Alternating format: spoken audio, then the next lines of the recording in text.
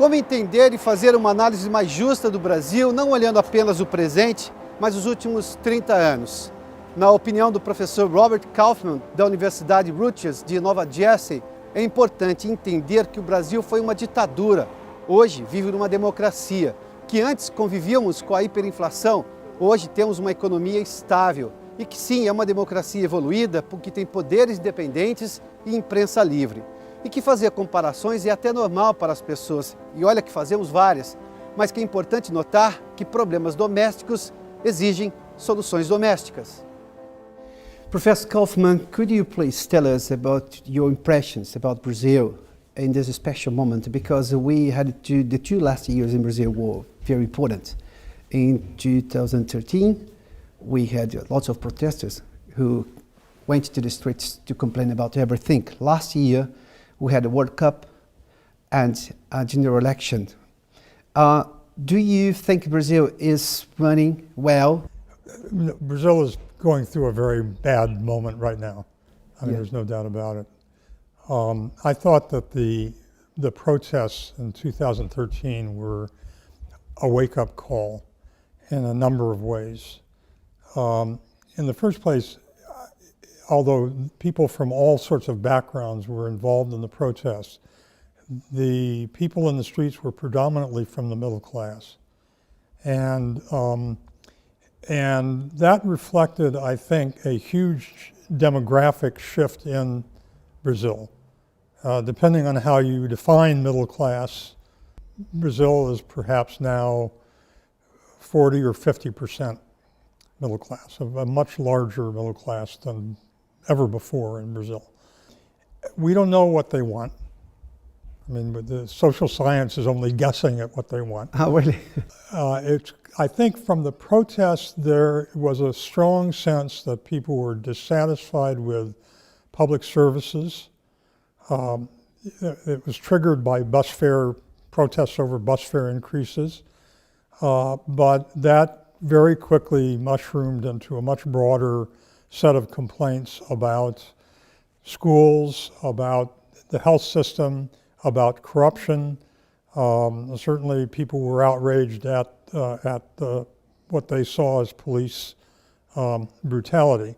So at a very fundamental level, Brazil faces a challenge of responding to the needs of this changing population.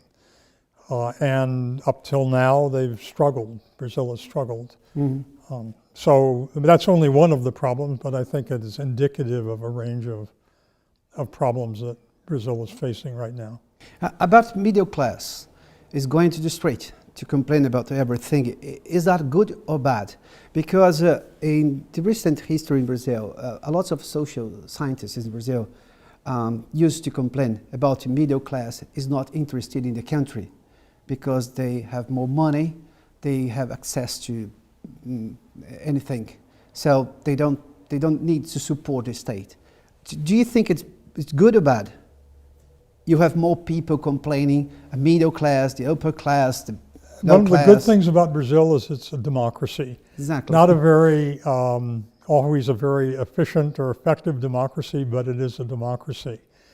And I think that people protesting in the streets is part of the democratic process as long as it's peaceful. I think in that sense it's a good thing. I mean, people are expressing demands.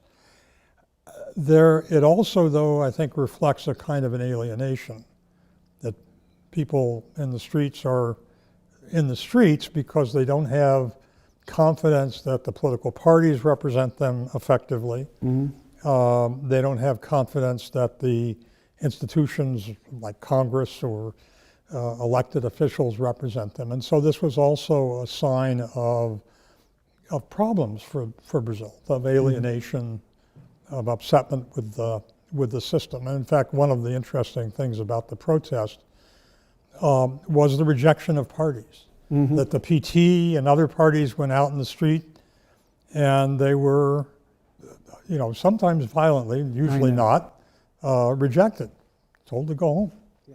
What's the level of democracy do you think Brazil is living now? Because if on one hand we have a democracy, people can complain about everything, they can go to the streets to do this. On the other hand, we don't have enough public service in health, education. In what level democracy Brazil is? I think that we have to be careful about what our expectations about any democracy is. Yeah. The United States is not... We're not exceptions about democracy. The United States, my country, Our is not is functioning natural. at all well. Oh, good. Europe is terrible and in terrible shape. Yeah. So, you know, I think that you have to kind of put Brazil in a broader perspective. And in that sense, I think its democracy has all the defects of other democracies. It doesn't respond well to the demands of the citizens. There's a lot of corruption. I don't know very many democracies that don't have those problems. So I actually think that Brazil does pretty well on, you know, by sort of general realistic standards of what a democracy is supposed to be. It doesn't mean it does well. It just means it does adequately, I think. Have you already heard about that sense that Brazilians think God is Brazilian, like then, and Brazil is the country of the future? But people are complaining. Exactly. But people are complaining now in the present. Is that what do you opinion about this lock? This gap of expectation in time, because well, future. Again, I mean, Brazil is realistically passing through a very hard moment. I mean, we all know that. I mean, its economy is stagnant. It's facing huge structural adjustment problems. Its government has serious fiscal difficulties. I mean, all of these things, you know, it has huge problems of security. I mean, there are lots of problems. I know. Well, go ahead. No, please. Go ahead. I look at this. I've been studying Latin America and studying Brazil since the 1960s. I mean, I go way back. I've been visiting Brazil since that time. And so from my perspective, in spite of the fact that Brazil is having a terrible time right now, I know, and there's a lot of anguish about it, that if you look at it over the last 50 years, since the 1960s, since I've been working on studying Brazil, the overall trajectory has been quite positive. You know, when I went to Brazil, you had secret police, you had press censorship, you had you had a dictatorship. When during the 1980s, when you finally had civilian government in the early 1990s, all of us political scientists were shaking our heads and saying Brazil is hopeless, it's ungovernable, it'll never, you know, it'll always be wild inflation and well, that didn't happen, right? I mean, the inflation was tamed. In that time, there was no solution, but there was no solution. Oh, really?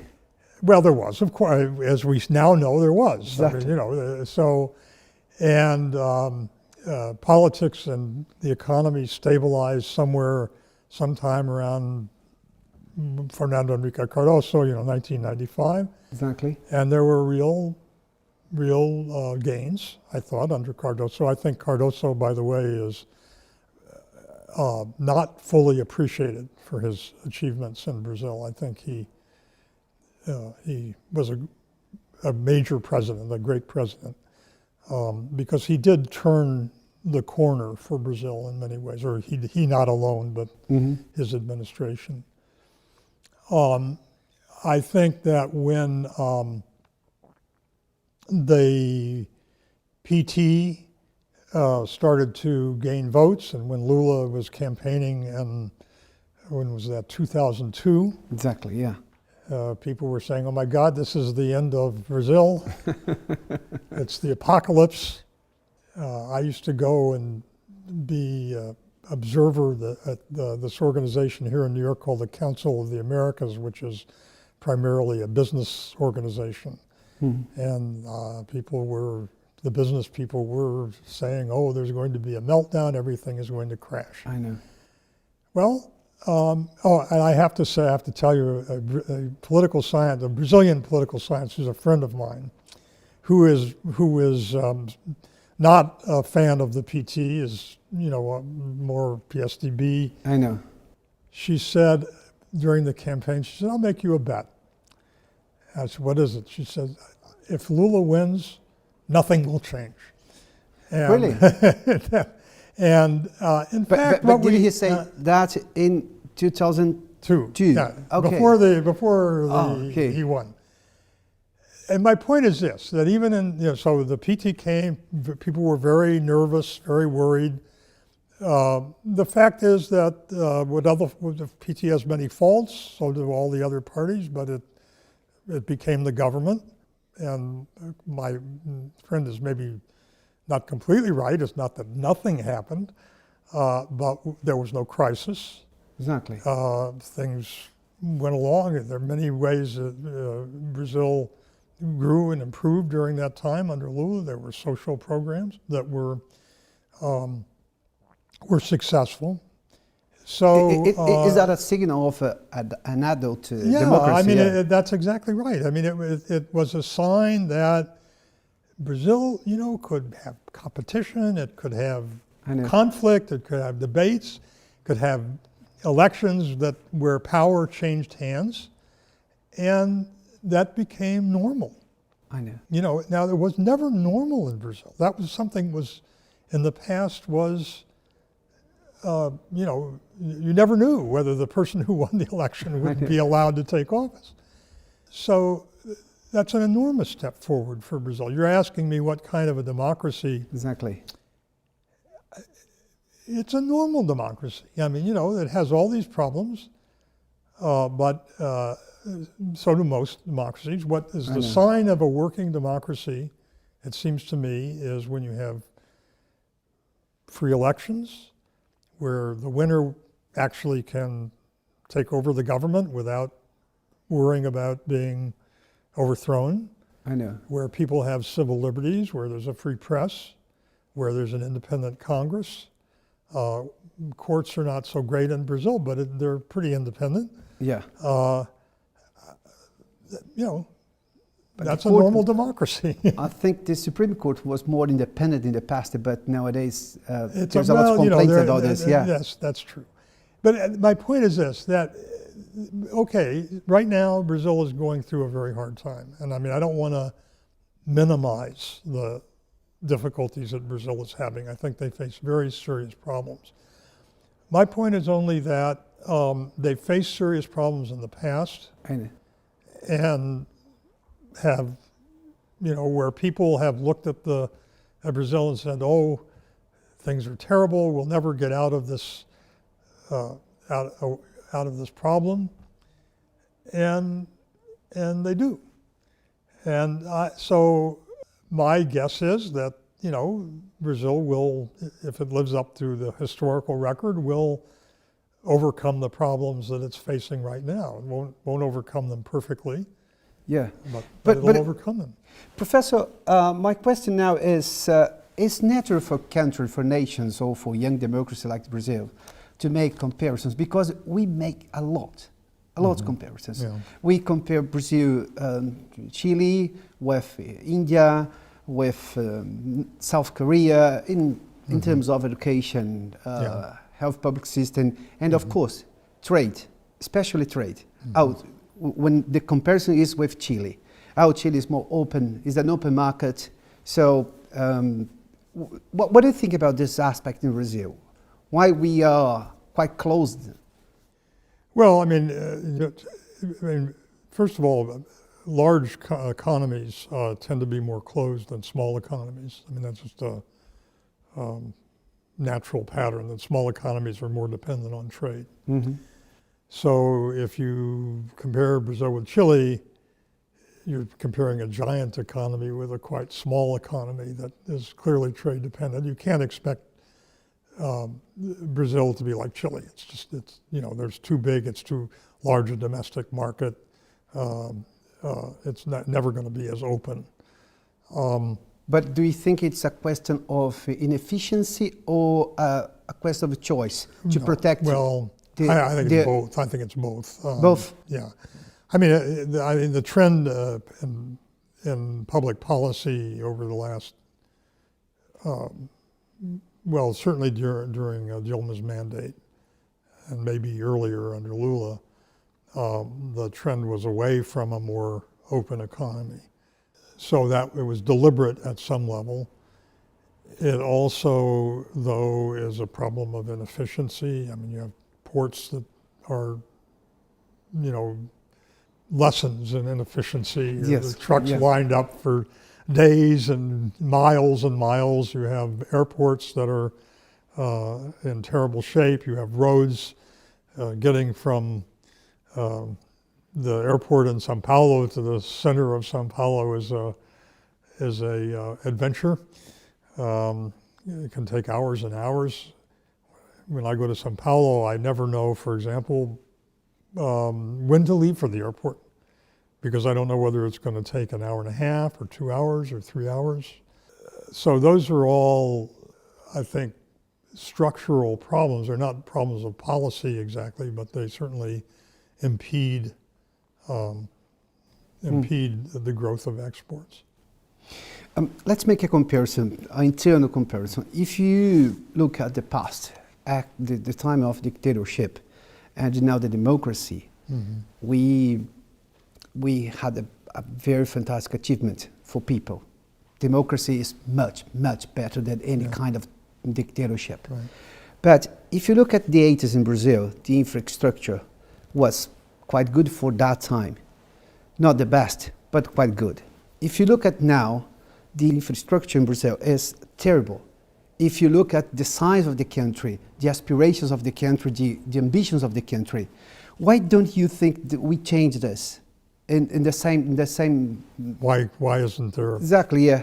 Well, I think that the fiscal priorities are an important part of the explanation for that. The fiscal priorities. Yes, I mean. I know. So you have huge amount of the budget being devoted to. We are talking about the government accounting, yes. I am, yes. I know. Devoted to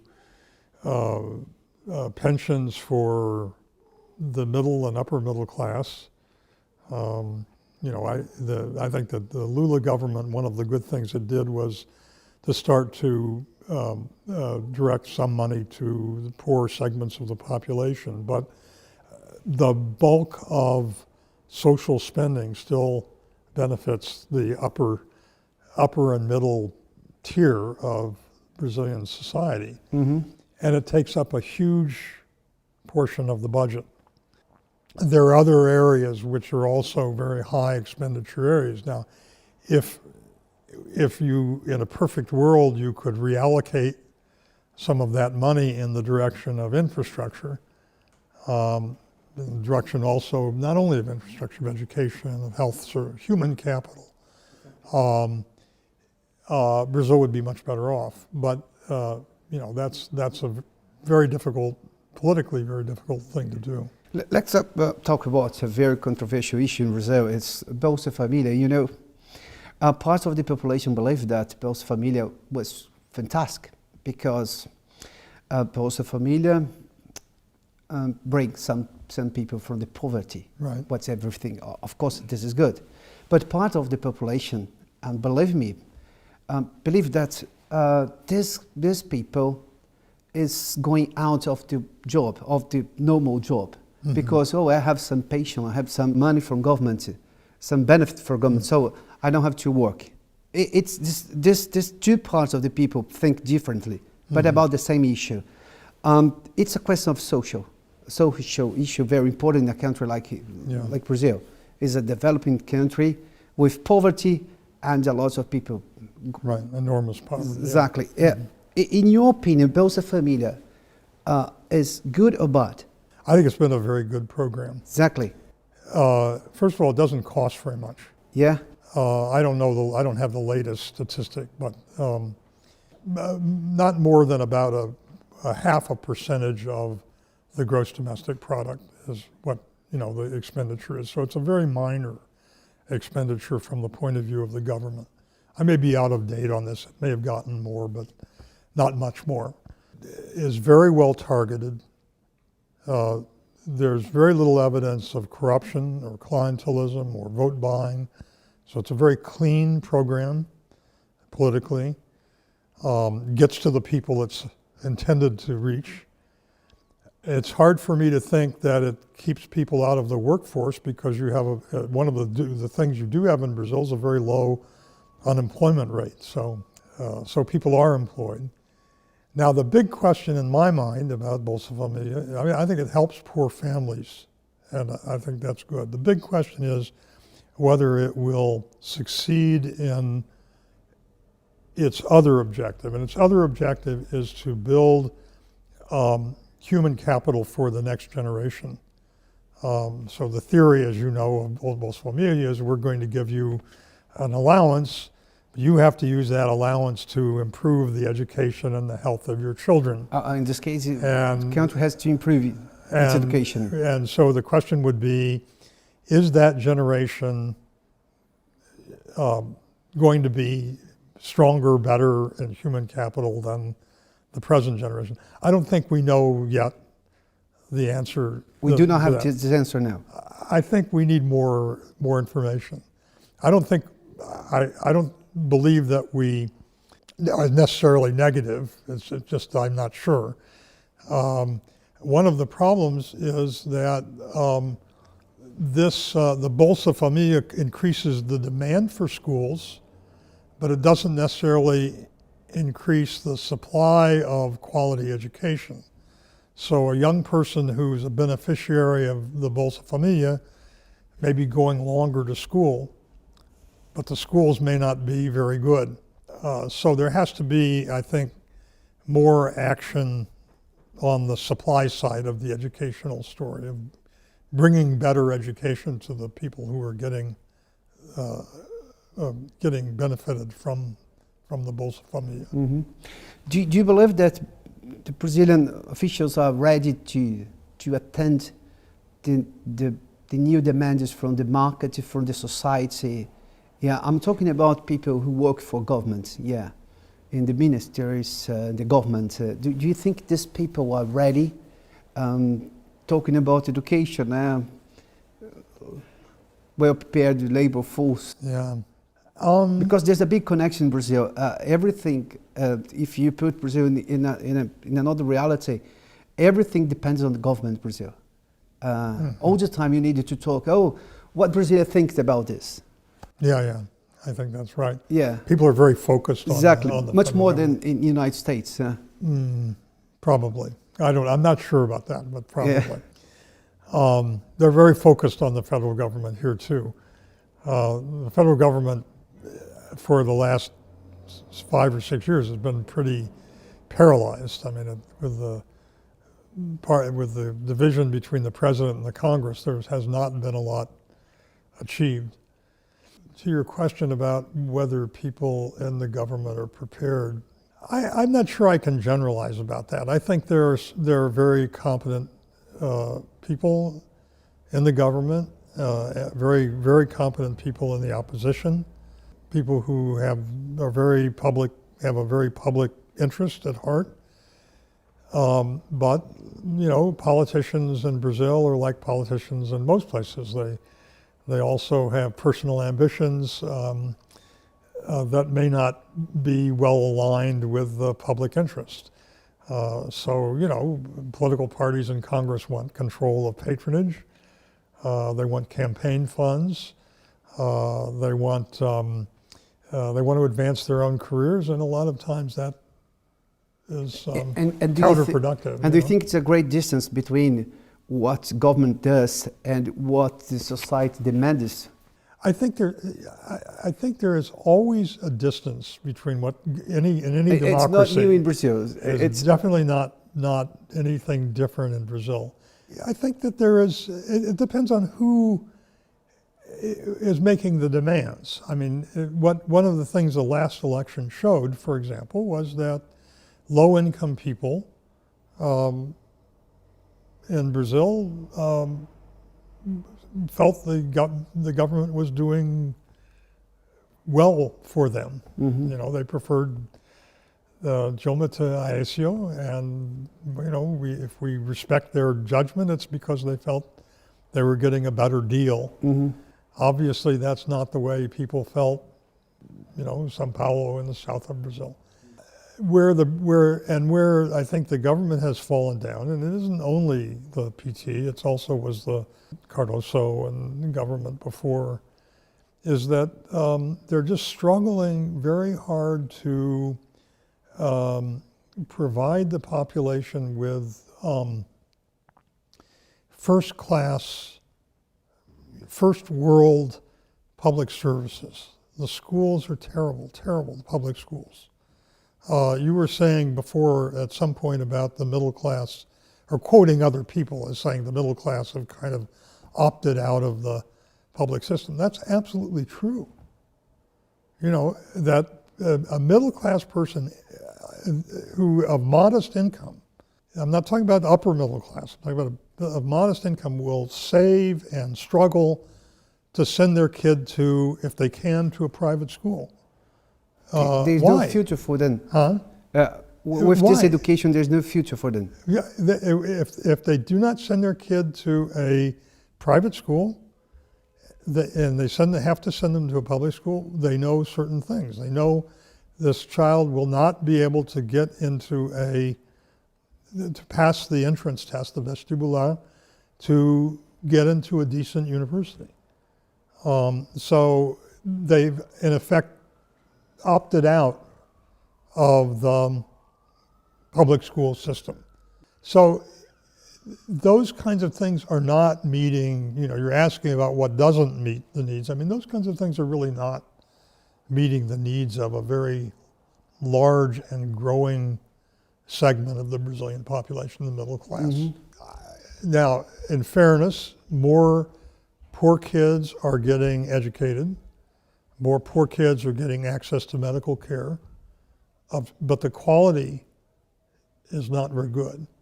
So a big challenge, this is a challenge all over Latin America, not only in Brazil, is to find some way to make public services acceptable to people as they move into the middle class. And Brazil hasn't been able to do that. We talked about comparisons before, and let me make another comparison, another question about this. Is there any place, any country in the world that we can make a comparison with Brazil? So, because as I told you before, we love to make comparisons. Yeah, we make a lot of comparisons all the time. I don't know if it's fair or not.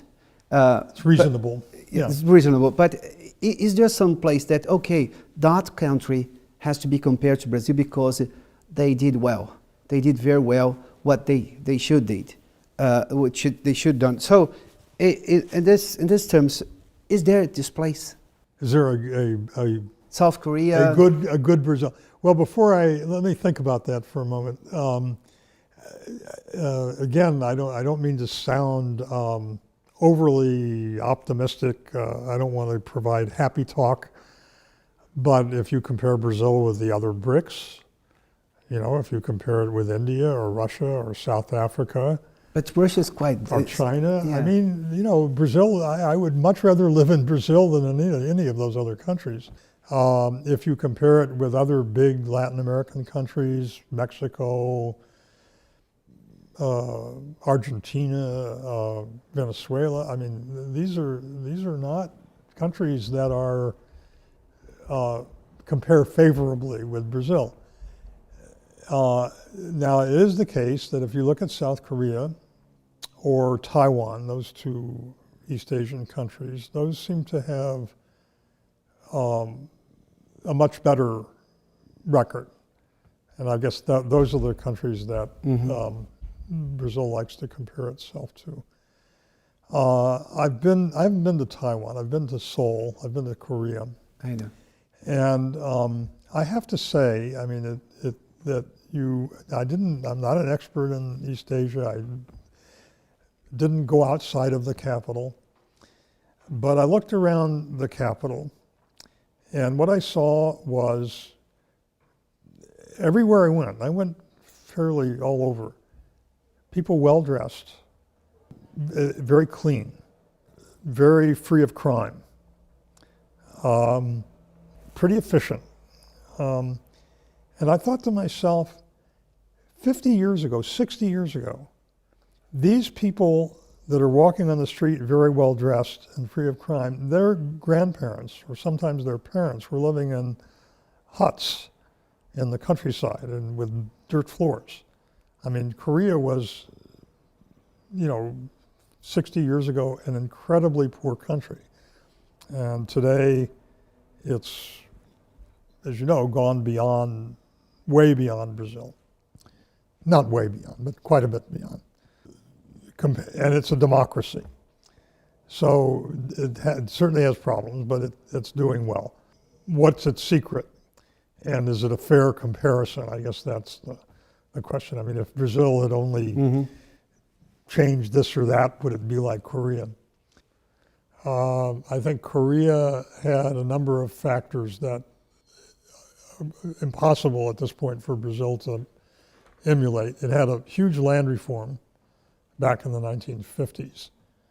And what that did was create a kind of a big rural middle class and compress income differences in a way that, Brazil was a land of fazendas and so in a certain sense, it had an advantage over Brazil in that it began its development trajectory with a much more equal distribution of income. I mean, Brazil has always been the reverse. And I think that's had a huge positive effect on Korea and a huge negative effect on Brazil. We don't have any much more comparisons, so can I say our problems, our solutions? We have to find our solutions. I think that's right. I think there are lessons that you can pull from other places. Not like there's those other comparisons are irrelevant, but Brazil, like any other country, has unique features, and that means that the solutions there's no recipe that they can just use to solve their problems. I think that Korea, there were things that you can learn from Korea. First of all, they did invest a lot in the education system. So from the very beginning, they had very great advantages in terms of skilled labor, human capital, that sort of thing. That's something that Brazil could do. Professor Kaufman, my last question. Okay. What's your expectation about the new team in economy in Brazil, led by new Finance Minister Joaquim Levy?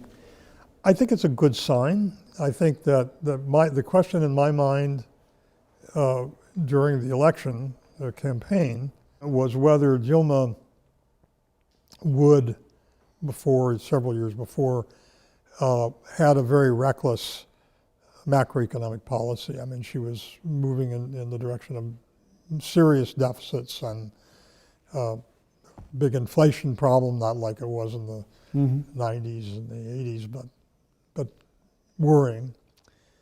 So my question was whether she would, once she won the election, whether she would double down. By double down means it was just intensify her trajectory that she had adopted, or whether she would be pragmatic and start to kind of make adjustments. There are a lot of cases in Latin America where the incumbent doubled down. One good example of that is Cristina Kirchner. She would run into problems, and then instead of retreating, she would do even more of the things that were getting her into trouble. I don't know. I think we don't know yet about what Dilma will do, but I think her decision about who to appoint to run the macroeconomic policy is positive. Yeah. I think I lied about my last question. Now it's my last question. Sorry. That's okay. Everyone in Brazil like to say, "Oh, we need to change. Brazil has to change. Brazilian government has to change." I don't know exactly what the change we are talking about, but this is like a sentence that people say a lot. "Oh, we need to change." Well, taking this like a true, okay, we need to change. Do you think Brazilian government fears or resists to change, to look for a new time, a new moment for Brazil? I think that the party in power, the PT, has been in power for a long time. This will be the fourth mandate, right? There's 2 Lula mandates and then now 2 Dilma mandates. I know. I think that the Lula government and the Dilma government have done some good things. But? Well, I think that what is the case with any government, any party that's been in power for a very long period of time, I know. you get stale, you start doing the same things over and over. And it's healthy for a democracy. I want to be careful about this because I really don't want to, I think that the Brazilian politics are for the Brazilians, and I'm not a voter, so I don't have a say in this. But I think that when you talk about any democracy, there comes a time when if you have the same party over and over again, it's not good, and you need some kind of rotation. And well, the Brazilian voters decided this was not the time for change. Okay. This is the change we're talking about. But yeah, well, they didn't. I mean, they didn't change. Exactly. They voted. So, but I think that it is healthy over the longer run for Brazil to have new governments. Professor Robert Kaufman, thank you so much for your interview. Yes, my pleasure.